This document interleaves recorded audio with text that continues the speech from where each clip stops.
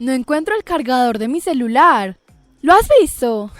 Seguro lo dejaste donde la abuela, como siempre. Ay, no. ¿Y ahora qué voy a hacer? Tengo una videollamada con mis amigas y se va a acabar la batería. ¿Qué tal si guardas la energía que queda para más tarde? ¿O ya olvidaste que es muy importante usar bien la electricidad? Como siempre, tienes la razón. No es algo que yo me haya inventado. Esa fue la clave para salir adelante en la crisis eléctrica de los 90s. Obviamente no se me ha olvidado. Es más, tenemos un tema pendiente de mi historia favorita. Conoce la historia de uno de los descubrimientos más importantes de la civilización humana que ha revolucionado la forma en que habitamos y concebimos el mundo. Historia de la energía. Presenta XM, 15 años sumando energías por los colombianos. Capítulo 6. Hora de ahorrar energía. La última vez me dejaste en suspenso. Cuéntame, ¿qué fue lo que pasó en los 90s? Ya desde los 80s, las compañías eléctricas tenían dificultades económicas, porque en 1984 las deudas y los intereses superaron los ingresos del sector. En 1990, por cada 100 pesos que las empresas recibían por concepto de tarifas, debían pagar 137 pesos. Además, la década de los 90 arrancó con algunas pérdidas por atentados terroristas que afectaron las líneas eléctricas de la costa, Huila, Antioquia, Santander y Arauca. Creo que vas a tener que explicarme un poco más lo que estaba pasando. Bueno, por un lado, en 1991 la capacidad del sistema eléctrico había llegado a más de 8.000 megavatios. Aún así, 1992 fue el inicio de un tiempo muy difícil para los colombianos por los largos racionamientos de electricidad. Y no te imaginas cuál sería uno de los causantes de los problemas: el clima. Esta historia se pone cada vez más y más interesante. Como te había dicho, Colombia obtiene la mayoría de la energía eléctrica del agua. ¿Y qué es lo que pasa si no llueve? Pues no podrían producir electricidad. Exactamente. En 1992 ocurrió un fenómeno climático llamado El Niño. Se trata de un verano muy intenso que produce sequías y disminuye el nivel de agua disponible. Y si no hay agua en los embalses, no se puede producir la electricidad suficiente para tantas industrias y hogares. Por eso fue necesario racionar la energía durante el tiempo de la crisis. Me imagino que lo que hicieron fue gastar menos electricidad mientras volvían las lluvias. Sí, porque algunas personas afirmaban que para volver a la normalidad se necesitaban por lo menos 1.800 aguaceros fuertes.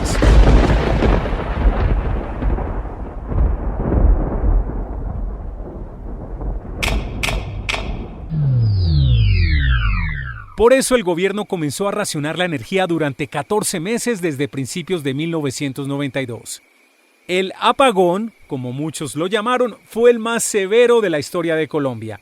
En esos 14 meses las noches eran diferentes y en algunas ciudades el racionamiento duraba hasta 10 horas. Esto decía el presidente de la época, César Gaviria. Pocos problemas en la historia de Colombia han afectado tanto la vida de la totalidad de los colombianos como el racionamiento de energía eléctrica que hemos vivido en semanas recientes. Entonces, ¿no podían encender la luz ni ver televisión? No, porque durante ciertos horarios el servicio se restringía para cuidar los recursos. Por eso este apagón fue un gran cambio para los colombianos que ya estaban acostumbrados a disfrutar del servicio de energía eléctrica de manera continua. Javier Zapata, comerciante de la época, explica que este cambio también afectó el comercio y los negocios. En esa época yo era trabajador de una ferretería y recuerdo que los fogones de petróleo se escasearon demasiado porque era el recurso que había más a la mano para que la gente pudiera cocinar. En las bodegas, por ejemplo, donde yo trabajaba, se utilizaban mucho las lámparas de caperuza para poder tener iluminación. Y los negocios que tenían refrigeración, pues utilizaban plantas eléctricas. Entonces adelantaban la hora de salida de los trabajos antes de que acabara la luz del día. Como ves, suspender el servicio eléctrico también afectó al sector laboral. Las empresas tuvieron grandes pérdidas que le representaron a Colombia una disminución de más de 1.5% del Producto Interno Bruto. Las pérdidas equivaldrían hoy a cerca de 15 billones de pesos. Y para salir adelante se necesitaban cambios aún más drásticos.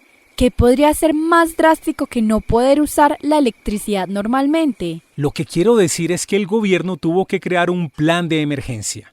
Una de las ideas era incrementar la generación en más de 2.000 megavatios de electricidad entre 1992 y 1994. También crearon nuevas líneas de interconexión con Venezuela por Arauca y La Guajira. Y como las personas eran conscientes de la situación, el consumo de energía se redujo en un 9% en comparación con el año anterior. Otra vez las cosas comenzaban a mejorar, ¿cierto? Claro que sí. Como la crisis fue tan fuerte, vinieron muchos cambios para asegurar que no se repitiera. En representación del pueblo, proclamamos la nueva Constitución de Colombia. Por ejemplo, luego de la Constitución de 1991, el Congreso creó la Ley de Servicios Públicos y la Ley Eléctrica en 1994. Estas aportaron al sector nuevos principios de eficiencia, calidad, continuidad, adaptabilidad, neutralidad, solidaridad y equidad en la prestación del servicio a los usuarios. ¿Cómo es eso de los nuevos principios? Los principios representan lo más importante para tener en cuenta al manejar el servicio eléctrico en Colombia. Para poder garantizar esos principios, comenzaron a entrar capitales privados al sector eléctrico. Así lo explica Santiago Ortega, director de Innovación en Emergente Energía Sostenible, una empresa especializada en energías renovables. Después del apagón del 92 y de la ley eléctrica del 94, el sistema colombiano se rediseñó de tal forma que se permitiera la participación privada y también se estableció un mercado y una bolsa de energía. Nunca me imaginé que existiera un mercado de energía, aunque no entiendo bien cómo funciona. Este mercado permite a generadores, transmisores, distribuidores y comercializadores intercambiar energía eléctrica en el sistema interconectado nacional. Por eso, crear un mercado para atender la demanda de energía a menores costos fue uno de los mayores avances de la década de los 90 en Colombia. Me sorprende pensar que hay tantas cosas que tienen que pasar para que podamos tener electricidad. Es verdad. ¿Y recuerdas que te había hablado de Interconexión Eléctrica S.A. ISA y cómo se encargó de interconectar las redes eléctricas del país? Sí, lo recuerdo. Pues otro cambio que se dio a partir de la Ley Eléctrica de 1994 fue la división de ISA para dar origen a ISAGEN. De esta manera, ISAGEN se encargó de generar y comercializar la energía eléctrica, mientras que ISA estaría al frente de la transmisión de energía y el mantenimiento de la red de interconexión nacional de alto voltaje. Además, ISA se encargaría de la planeación y coordinación del sistema interconectado nacional a través del Centro Nacional de Despacho y la Bolsa de Energía. Entonces lo que hicieron fue dividir mejor las funciones. Exactamente. Esa era la mejor manera de garantizar la calidad en el servicio. Con la ley eléctrica también se creó el mercado de energía mayorista, la Superintendencia de Servicios Públicos, la Unidad de Planeación Minero-Energética y la Comisión de Regulación de Energía y Gas. Todos estos cambios en el sector eléctrico permitieron retomar el desarrollo para no quedarse atrás en un mundo que avanzaba a grandes pasos. Hablando de grandes avances, la última vez dijiste que las computadoras no eran tan comunes antes de los 90. Creo que ahora estaban justo por llegar. ¡Claro! Eso era lo que tanto esperabas que te contara. Al final del siglo XX se popularizaron las computadoras, celulares, videojuegos, internet y muchas cosas más. Era el momento perfecto para seguir usando las posibilidades de la electricidad para transformar nuestro mundo.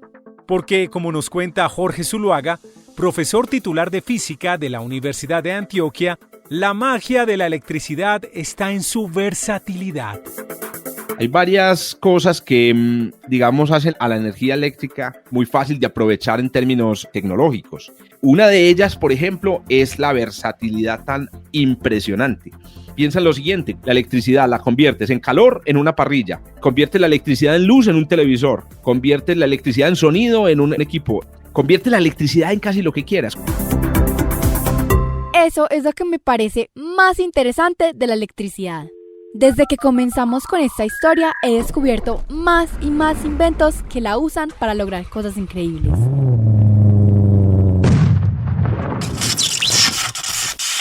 Si lo piensas, hemos pasado por muchos retos para poder disfrutar la electricidad en nuestra vida cotidiana. Y eso que no te he explicado todo lo que tiene que ocurrir para que la energía viaje para llegar de los tomacorrientes a diferentes equipos y electrodomésticos. ¡Wow! Creo que tenemos mucho de qué hablar. Sí, porque detrás de todo el proceso hay una gran estructura que funciona como un cerebro para garantizar que cada cosa funcione bien. Estoy seguro que te vas a sorprender cuando te lo cuente. Comparte el podcast Historia de la Energía. Encuéntralo y suscríbete en Apple, Spotify y los directorios de podcast más importantes. También puedes oírlo en nuestra página www.xm.com.co.